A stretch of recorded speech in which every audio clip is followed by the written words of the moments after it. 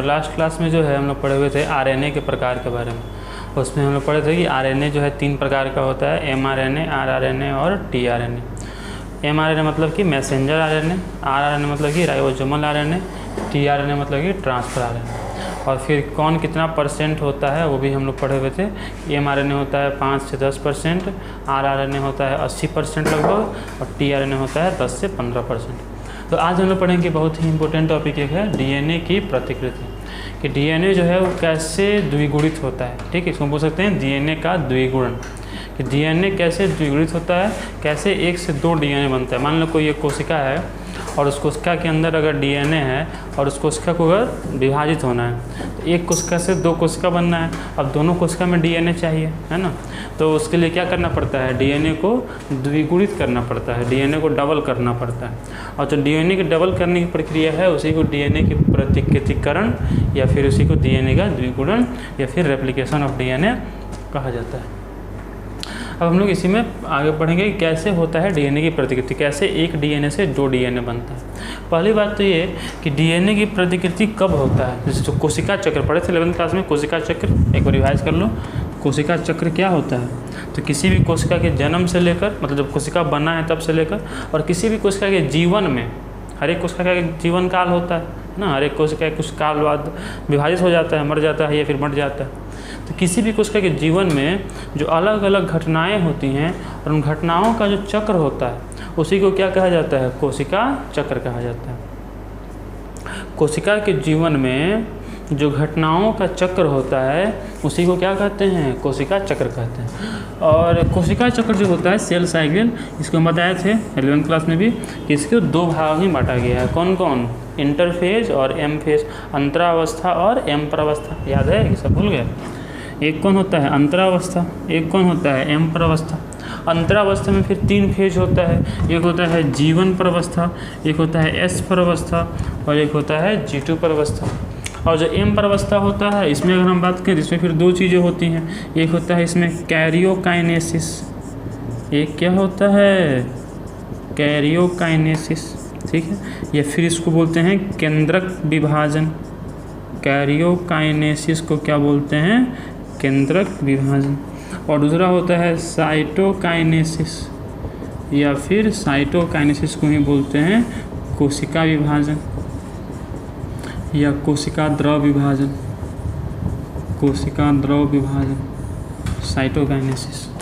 तो इसमें अगर हम बात करें तो जो कोशिका होता है, उसे जो कोशिका चक्र होती है उसको हम 2 भाग में बांट सकते हैं। एक होता है इन तीनों को मिलाकर क्या कहते हैं, अंतरावस्था। इन तीनों को मिलाकर क्या कहते हैं, अंतरावस्था कहते हैं। अंग्रेजी में इंटरफेज कहते हैं, इंटरफेज। और इन दोनों को मिलाकर क्या कहते हैं, तो इन दोनों मिलाकर कहते हैं एम प्रावस्था। क्या कहते हैं इसको, एम प्रावस्था कहते हैं। कैरियोकाइनेसिस और जो साइटोकाइनेसिस है उसको एक साथ क्या कहते हैं, तो एम प्रावस्था। और इन तीनों मिला क्या कहते हैं, तो अंतरावस्था कहते हैं। और इसमें जो एस प्रावस्था होता है जिसको ही बोलते हैं सिंथेटिक फेज, संश्लेषण प्रावस्था, इसी में क्या होता है, डीएनए का द्विगुणन होता है। तो देखिए डीएनए का द्विगुणन किस प्रावस्था में होता है, तो क्या बोलोगे, एस प्रावस्था में होता है। जो एस प्रावस्था होता है ये सब 11th क्लास का चीज़ है, वो जाकर रिवाइज कर लेना है इसको, कि जो डीएनए का द्विगुणन है वो किस प्रावस्था में होता है, तो एस प्रावस्था में डीएनए का द्विगुणन होता है। ठीक है, इसको लिख लेना, डीएनए का द्विगुणन या डीएनए का प्रतिकृतिकरण, डीएनए का जो प्रतिकृतिकरण है ये कब होता है, एस प्रावस्था में होता है। अब बात है कि डीएनए के जो प्रतिकृतिकरण के लिए कौन कौन से एंजाइम की आवश्यकता होती है, कौन कौन ऐसे एंजाइम हैं जो डीएनए के प्रतिकृतिकरण में भाग लेते हैं। तो वो एंजाइम है डीएनए हेलिकेज। कौन एंजाइम है, डीएनए हेलिकेज। और है टोपोआइसोमेरेज। कौन है, टोपोआइसोमेरेज। और है एसएसबीपी जिसको कि बोलते हैं सिंगल स्ट्रैंडेड बाइंडिंग प्रोटीन। क्या बोलते हैं, सिंगल स्ट्रैंडेड बाइंडिंग प्रोटीन। और होता है इसमें जो मेन हीरो है इसमें वो है DNA polymerase. DNA polymerase, DNA polymerase. और कौन है? तो और होता है इसमें आरएनए प्राइमर। ये सब मतलब कि बोले औजार हैं जो कि डीएनए द्विगुणन में भाग लेते हैं। और कौन है? तो और है डीएनए लाइगेज। कौन है? DNA ligase. तो ये सब मतलब वो एंजाइम हैं, ये सब वो औजार हैं जो कि डीएनए के प्रतिकृतिकरण में भाग लेते हैं। डीएनए हेलिकेज है, टोपोआइसोमेरेज है, एसएसडीपी है, डीएनए पॉलीमरेज है, आरएनए प्राइमर है और डीएनए लाइगेज है।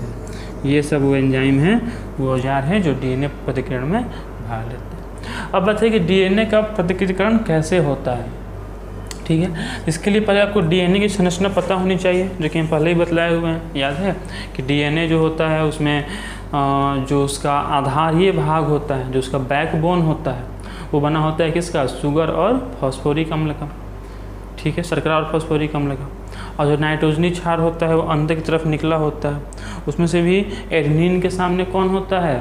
थायमीन। और गुआनिन के सामने कौन होता है? साइटोसिन होता है ना। एडेनिन के सामने थायमीन होता है और गुआनिन के सामने साइटोसिन होता है। और एडेनिन थायमीन के बीच में हाइड्रोजन बॉन्ड होता है। और कितना हाइड्रोजन बॉन्ड होता है? 2 हाइड्रोजन बॉन्ड। वैसे ही गुआनिन और जो साइटोसिन होता है उसके बीच में हाइड्रोजन बॉन्ड होता है। और कितने हाइड्रोजन बॉन्ड होते हैं? 3 हाइड्रोजन बॉन्ड। एडेनिन और थायमीन में 2 हाइड्रोजन बॉन्ड और गुआनिन और साइटोसिन में 3 हाइड्रोजन बॉन्ड पाए जाते हैं। तो सबसे पहले क्या करना पड़ता है कि वो जो हाइड्रोजन बॉन्ड है, ठीक है, नाइट्रोजनी क्षारों के बीच जो हाइड्रोजन बॉन्ड है उन हाइड्रोजन बॉन्ड को तोड़ना पड़ता है, ठीक है। क्या करना पड़ता है? जो ये मान लो हो गया, तो जो हाइड्रोजन बॉन्ड था वो बॉन्ड को क्या किया गया? तोड़ा गया, ठीक है। मतलब पहले बॉन्ड था यहाँ पर, देखो मान लो कि यहाँ अगर एडेनिन था, मान लो यहाँ अगर एडेनिन था तो यहाँ कौन था? थायमीन। और एडेनिन थायमीन में कितने बॉन्ड थे? 2 बॉन्ड थे। मान लो कि यहाँ अगर गुआनिन था तो यहाँ कौन था? साइटोसिन। और गुआनिन साइटोसिन कितने बॉन्ड थे? 3 बॉन्ड थे, पता है। तो वैसे ही जैसे मान लो यहाँ पर अगर साइटोसिन था, कौन था? साइटोसिन। तो यहाँ पर कौन होगा? गुआनिन। और साइटोसिन गुआनिन में कितने बॉन्ड होंगे? 3 बॉन्ड। यहाँ भी मान लो थायमीन है तो यहाँ कौन होगा? एडेनिन। और थायमीन एडेनिन कितने बॉन्ड होंगे? डबल हाइड्रोजन बॉन्ड होगा। वैसे ही यहाँ भी बॉन्ड था तो उस बॉन्ड को तोड़ दिया गया है, ठीक है। और वो बॉन्ड को तोड़ने का काम कौन किया है? तो यहाँ पर ये सब फिर आते हैं, ठीक है। मतलब पहले क्या था? पहले ऐसे डीएनए था, पहले ऐसे डीएनए था, फिर डीएनए को क्या किया गया? सर बॉन्ड को तोड़ा गया था कि दोनों जो इसके, अब मान लो कि अगर ये है 5 प्राइम, तो जो एक सिरा होगा वो कौन होगा? 3 प्राइम। और अगर एक है 3 प्राइम, इसका एक और सिरा जो होगा वो कौन होगा? 5 प्राइम, ठीक है। तो अब शुरू से बात शुरू करते हैं। तो मान लो कि डीएनए था। अब डीएनए में क्या था कि हाइड्रोजन बॉन्ड था, ठीक है, नाइट्रोजनी क्षार के बीच। सबसे पहले उस हाइड्रोजन बॉन्ड को तोड़ना है। तोड़ने का काम करता है डीएनए हेलिकेज। डीएनए हेलिकेज जो है वही जो हाइड्रोजन बॉन्ड है उनको तोड़ देता है, ताकि दोनों जो शाखाएँ हैं, श्रृंखलाएं जो दोनों हैं वो अलग अलग हो पाएँ। तो पूछा जा रहा है, बताइए कि डीएनए की जो हाइड्रोजन बॉन्ड होते हैं नाइट्रोजनी क्षार के बीच में, उनको तोड़ने का काम कौन करता है? तो तोड़ने का काम जो है डीएनए हेलिकेज करता है, ठीक है। अब जब टूट गया तो क्या होगा कि फिर आपस में एक कॉइल हो सकता है। मान लो इसको एक रस्सी से समझने की कोशिश करो, ठीक है। जैसे मान लो कि अगर एक रस्सी है, एक नारियल का रस्सी है, ऐसे ऊपर से जुड़ा हुआ है, इसको हाथ में से पकड़े हुए हैं। पकड़ के क्या करें कि दोनों रस्सी के 2 मतलब मान लो 2 रस्सी लिपटा हुआ है उसमें, तो दोनों को हम इसे पकड़ के अलग अलग करें और फिर छोड़ दें, फिर आपस में क्या होगा? वो फिर लिपट जाएगा। वैसे ही यहाँ डीएनए को अलग अलग तो कर दिया गया, बॉन्ड को तोड़ा गया, अलग अलग हो गया। बॉन्ड को कौन तोड़ा? याद रखो, डीएनए हेलिकेज तोड़ा। लेकिन तोड़ने के बाद फिर क्या हो सकता है? तोड़ने के बाद फिर जो है ये आपस में क्या हो सकता है? फिर से रिक्वाइलिंग हो सकता है, ठीक, फिर से आपस में एक क्वाइल हो सकता है, फिर से आपस में लिपट सकता है। तो यहाँ पर आता है SSBP, single standard binding protein. जो सिंगल स्टैंडर्ड बाइंडिंग प्रोटीन है ये आकर यहाँ पर जो दोनों शाखाएँ अलग हुई हैं उनसे आकर जुड़ जाता है। कौन जुड़ जाता है? SSBP आकर यहाँ पर जो दोनों शाखाएं अलग हुई हैं उनसे आकर क्या हो जाता है, जुड़ जाता है। इसको क्या बोलते हैं, सिंगल स्ट्रैंडेड बाइंडिंग प्रोटीन। ऐसे आकर जुड़ गया। तो ये क्या है, ये है SSBP, single stranded binding protein. ठीक है। अब जुड़ने के बाद देखो एक चीज़ और भी होगा, एक तो तोड़ा गया तब तुमको रिक्वायलिंग का चांस है, तो रिक्वायलिंग को कौन रोकना, फिर से आपस में लिपटे नहीं, इसके लिए कौन आ गया, SSBP। ठीक है। और एक चांस और भी है, और वो चांस ये है कि ऊपर में तनाव बढ़ेगा। जैसे मान लो कि वो रस्सी लटका हुआ था और रस्सी को हम नीचे से पकड़ के ऐसे खींचेंगे, रस्सी को नीचे पकड़ के खींचेंगे तो ऊपर में तनाव बढ़ेगा कि नहीं बढ़ेगा, तनाव बढ़ेगा। उस तनाव को कम करने का काम करता है टोपोआइसोमेरेज। और टोपोआइसोमेरेज क्या करता है, जो ऊपर जैसे खींचा गया है ऐसे, तो ऊपर में जो तनाव बना है, जो नज़दीक नज़दीक आ गए हैं कोई शाखाएँ, सोचो इसको, कल्पना करिए, करके देखना है इसको। एक रस्सी लेना, उसको बांध देना, कहीं भी बांध देना, और उसको एक तरफ से पकड़ के ऐसे खींचना।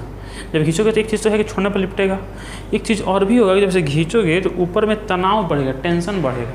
तो उस तनाव को कम करने का काम कौन करता है, टोपोआइसोमेरेज। सबसे पहले बॉन्ड को तोड़ना था, तो बॉन्ड को कौन तोड़ा, DNA हेलिकेज। फिर वो आपस में फिर से लिपटे नहीं, तो इसके लिए उन दोनों को फिर लिपटे नहीं तो उसको स्टेबल रखना है, अस्थाई रखना है। अस्थाई रखने का काम कौन किया, SSBP। फिर ऊपर में तनाव नहीं बढ़े, तो तनाव को कम करने का काम कौन करता है, टोपोआइसोमेरेज। यहाँ तो बस समझ में आया, तीनों एंजाइम काम समझ में आया। DNA हेलिकेज क्या किया, बंधन को तोड़ा। ठीक है। SSBP क्या किया, दोनों को स्टेबल करने का काम किया। टोपोआइसोमेरेज क्या किया, तो ऊपर में जो तनाव बढ़ गया है, तनाव को कम करने का काम कौन किया, टोपोआइसोमेरेज किया। अब बात आता है फिर RNA प्राइमर का। इतना चीज़ हो गया, तब आता है RNA प्राइमर। और RNA प्राइमर आकर जुड़ जाता है। RNA प्राइमर आकर क्या होता है, 3 प्राइम के आगे जुड़ जाता है। देखो RNA प्राइमर और DNA पॉलीमरेज, ये दोनों एंजाइम बहुत महत्वपूर्ण है। RNA प्राइमर की एंजाइम नहीं है, DNA पॉलीमरेज एंजाइम है। RNA प्राइमर क्या है, RNA का छोटा सा टुकड़ा है। तो ये बहुत इंपॉर्टेंट है। क्यों, चूँकि RNA प्राइमर जो है ये केवल 3 प्राइम के आगे ही आकर जुड़ सकता है। मतलब जब ये दूसरा चैन बनाएगा यहाँ पर, तो ये 5 प्राइम से 3 प्राइम की दिशा में ही बना सकता है। मतलब इधर से आकर RNA प्राइमर नहीं जुड़ पाएगा, क्योंकि यहाँ पर सामने में 5 प्राइम, वो अब चूँकि 3 प्राइम के आगे कौन होगा, 5 प्राइम। दोनों जो बनेंगे, दोनों मान लो ये था एक 5 प्राइम, तो क्या था 3 प्राइम। वैसे यहाँ फिर 2 DNA, ये तो पता है ना कि DNA का रेप्लिकेशन कैसा होता है, अर्धसंरक्षी होता है।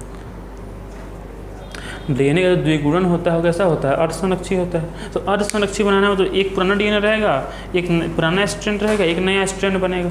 ठीक है। अब एक नया स्ट्रैंड बनेगा तो एक 3 प्राइम है, तो सामने वाला 5 प्राइम होगा। तो इधर से ही आकर RNA प्राइमर जुड़ सकता है। पहले RNA प्राइमर आगे जुड़ा और फिर इससे आकर जुड़ा DNA पॉलीमरेज। कौन आकर जुड़ा, DNA पॉलीमरेज। ये कौन है, DNA पॉलीमरेज। तो DNA पॉलीमरेज आकर जुड़ा।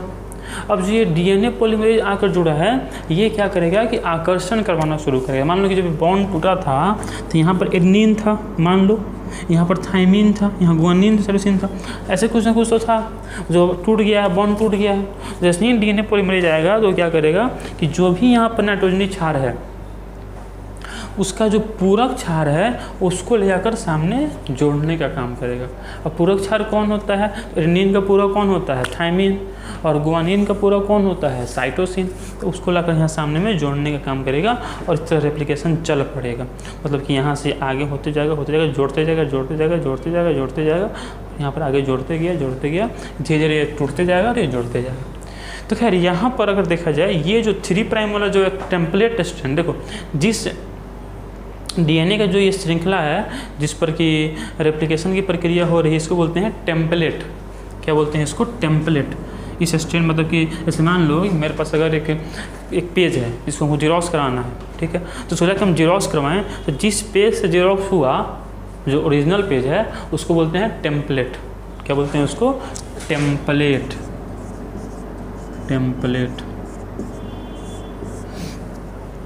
मतलब कि यहाँ पर भी जो ये दोनों स्ट्रैंड हैं इनको क्या बोलेंगे, टेम्पलेट स्ट्रैंड।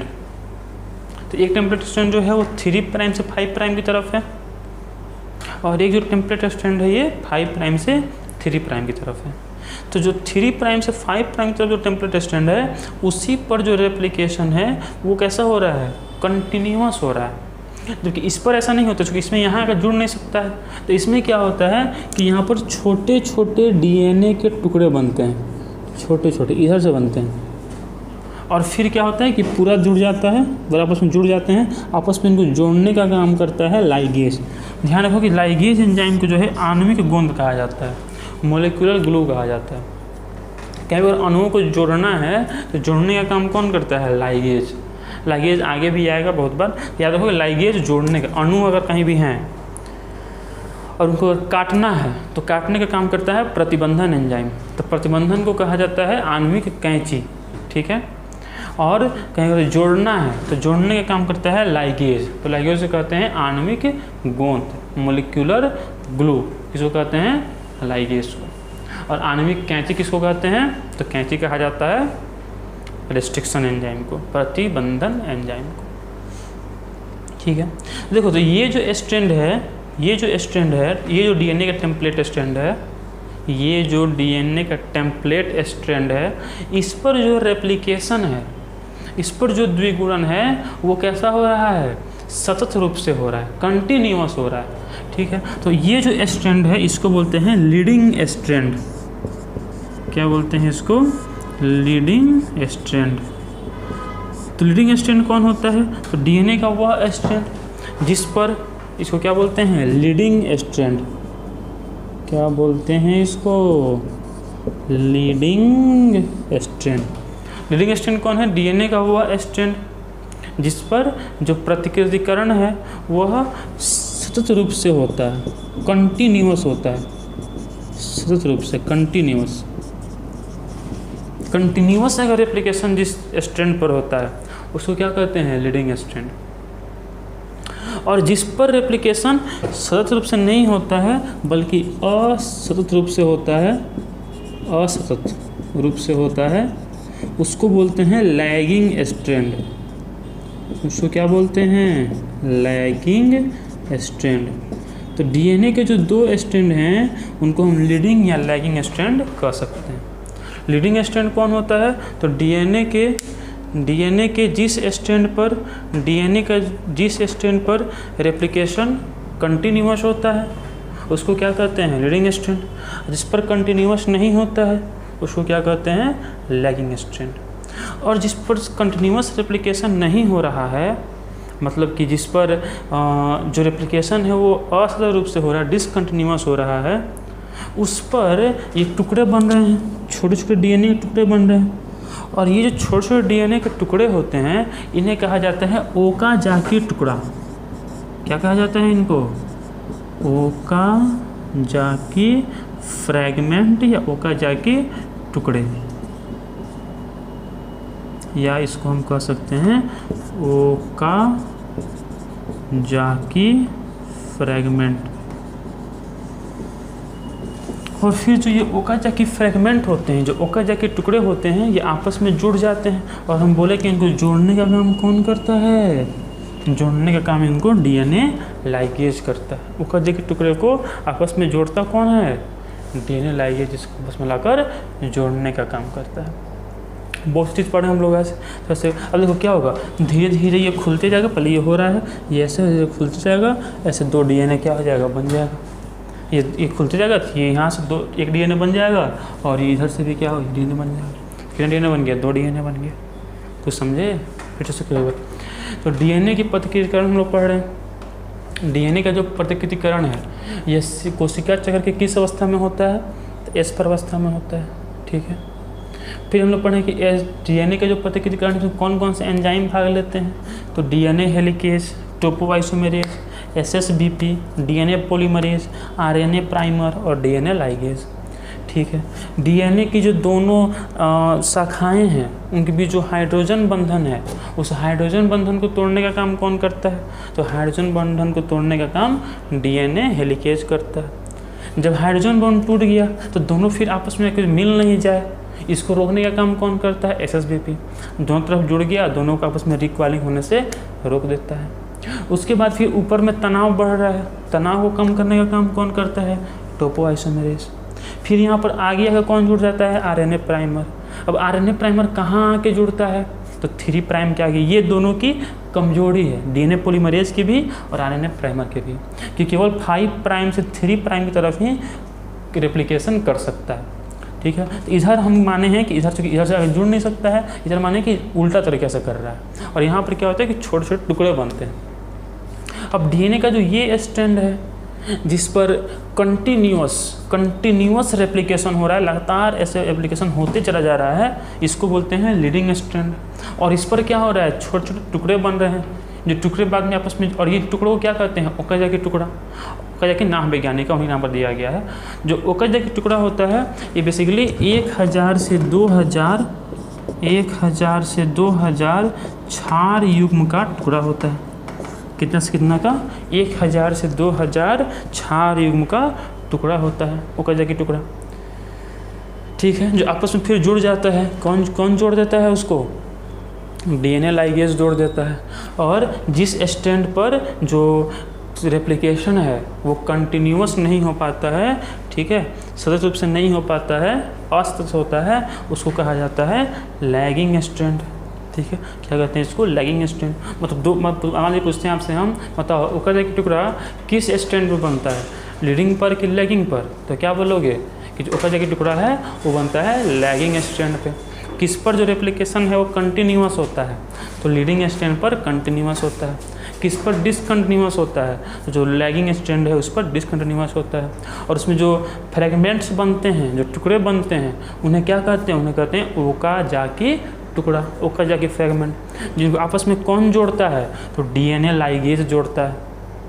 और DNA लाइगेज तो क्या कहते हैं? आणविक गुंद कहते हैं। जब भी शरीर में अगर अणुओं को जोड़ना है तो जोड़ने का काम कौन करता है? लाइगेज। और काटना है तो काटने का काम कौन करता है? प्रतिबंधन एंजाइम। इसलिए उसको जो है आणविक कैंची कहा जाता है। तो ये सब बातें हम लोग आज पढ़ें। यही है DNA की प्रतिकृतिकरण, यही है रेप्लिकेशन ऑफ DNA। ठीक है, इसमें अगर कोई भी दिक्कत हो, मेरे ख्याल से दिक्कत में रहेगा नहीं। समझने में काम सीख लिए एक बार। हेलिकेज क्या करता है? हाइड्रोजन बॉन्ड तोड़ता है। टोपोआइसोमेरेज क्या करता है? तो ऊपर जो तनाव बढ़ रहा है, मान लो रस्सी है, पकड़ के नीचे से खींच दिए, ऐसे नारियल का रस्सी है, जैसे खींचेंगे और फिर छोड़ेंगे, आपस में फिर क्या होगा? फिर जुड़ जाएगा, फिर उसमें आपस में फिर लिपट जाएगा, फिर क्वाइलिंग हो जाएगा। उस तरह से जब DNA को ऐसे पकड़ के अलग करते हैं फिर आपस में ये जुड़ सकता है। तो उसके लिए कौन आता है? SSBP आकर यहाँ जुड़ गया और कहा कि चलो अब तुमको आपस में फिर से लिपटना नहीं है। उसके बाद फिर ऊपर में तनाव, मान लो कि रस्सी है, पकड़ के ऐसे खींच दिए, जब खींचेंगे तो ऊपर में क्या होगा? तनाव बढ़ेगा। ऐसा करके देखना, ठीक है। एक रस्सी लेना, उसको बांध देना और तब नीचे से पकड़ के ऐसे खींचना। जब खींचोगे तो ऊपर में क्या होगा? तनाव बढ़ेगा। जब रस्सी को नीचे से खींचोगे तो ऊपर में जो रस्सी है वो और नज़दीक आएगा, उनके बीच में तनाव बढ़ेगा। वैसे ही यहाँ भी होगा। तो उस तनाव को कम कौन करता है? टोपोआइसोमेरेज। उसके बाद जो है RNA प्राइमर और DNA पॉलीमरेज, दोनों की जो कमजोरी है वो क्या है? कि दोनों को दोनों जो है केवल जो 3 प्राइम वाला जो DNA टेम्पलेट है उस पर ही कंटिन्यूअस रूप से रेप्लिकेशन कर सकते हैं। ठीक है, और DNA लाइगेज क्या है? तो आणविक गोंद है जो कि अणुओं को जोड़ने का काम करता है। DNA पर जो टेम्पलेट होते हैं वो 2 तरह के स्ट्रैंड होते हैं, एक होता है लीडिंग स्ट्रैंड और एक होता है लैगिंग स्ट्रैंड। जिस पर रेप्लिकेशन कंटिन्यूअस होता है, ठीक है, उसको कहते हैं लीडिंग स्ट्रैंड। और जिस पर डिसकंटिन्यूअस असतत रूप से होता है उसको बोलते हैं लैगिंग स्ट्रैंड। लैगिंग स्ट्रैंड पर क्या बनता है? ओकाज़की टुकड़े बनते हैं। आपस में इनको जोड़ता कौन है? तो DNA लाइगेज होते हैं। ठीक है, तो आज इतना ही पढ़ेंगे हम लोग। इसको लिख लेना, तो नहीं लिखे तो DNA तो वीडियो को पॉज करना और इसको लिख लेना। अब हम लोग अगले वीडियो में फिर बात करेंगे इसके आगे। इसको लिख लो और जो बात इसमें हम बोले सब बात लिख लो। लीडिंग स्ट्रैंड क्या है, लैगिंग स्ट्रैंड क्या है, ठीक है, ओकाज़की टुकड़े क्या है, 1000 से 2000 क्षार युग्म के टुकड़े हैं जो कि लैगिंग स्ट्रैंड पर बनते हैं। ये सब बात आपको क्या करना है? लिख लेना है। ठीक है, ठीक है, तो इस वीडियो में ख़त्म करते हैं। अगले वीडियो में हम लोग अब इसमें आगे देखेंगे। तब तक के लिए अच्छे से पढ़ाई करते रहो, सबका नोट्स बनाते रहो और साथ साथ में जो बात हम नहीं भी लिखे हैं यहाँ पर लीडिंग स्ट्रैंड, ये सब बात भी खुद से लिखो। 12 वीडियो को देखो, समझ नहीं आएगा अच्छे से 1-2 बार देखा करो वीडियो को। जैसे कि इसका वीडियो कम से कम 2 बार देख लेना क्योंकि इंपॉर्टेंट टॉपिक है ये और थोड़ा सा इसमें कंसेप्चुअल चीज़ भी था। ठीक है। तब मिलते हैं अगले क्लास में, तब तक के लिए पढ़ाई करते रहें। धन्यवाद।